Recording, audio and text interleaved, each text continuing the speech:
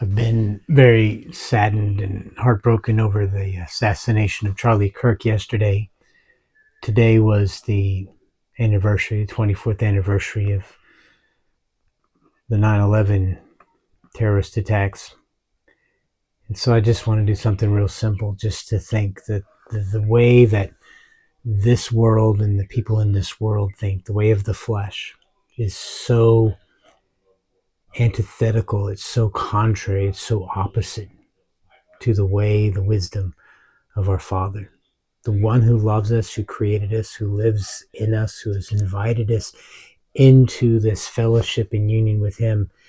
There's a lot of darkness because people don't know Him. They don't realize that His love, they don't see Him as a father. They reject Him. They want to still find their way, their power to choose what's right and wrong, to determine morality.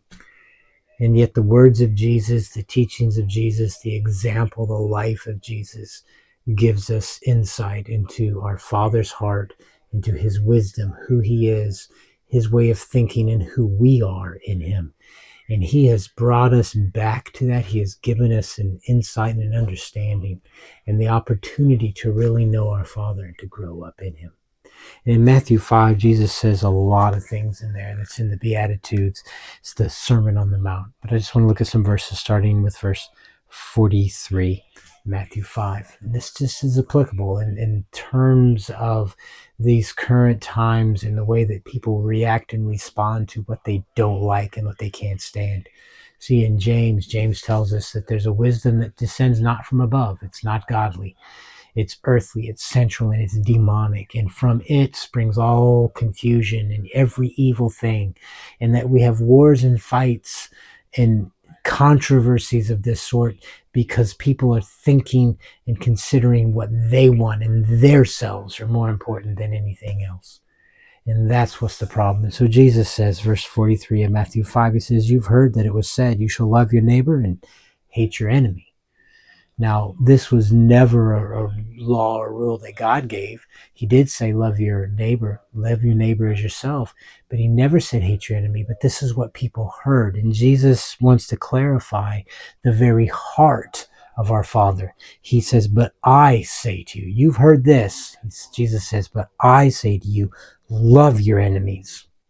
Bless those who curse you, those who you disagree with, those you think are wrong. Bless them. Do good to those who hate you, even the ones that are antagonistic to you. Do good to them. And pray for those who spitefully use you and persecute you. Pray for them. And see, a lot of times in the midst of the emotional turmoil and upset and frustration, people forget to do this. They don't think to do this. And Jesus is giving what our Father's heart is. As He goes on, He says, do this that you may be sons of your Father in heaven. Not that makes you a son, but it is because you are a son. It's what comes out when you realize, when you know that you truly are a son. This is what comes out, His heart.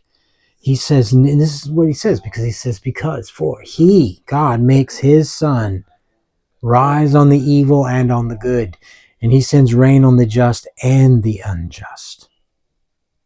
This is God's heart. He's not saying, you're my friend, you're my enemy. He says, you all are important to me.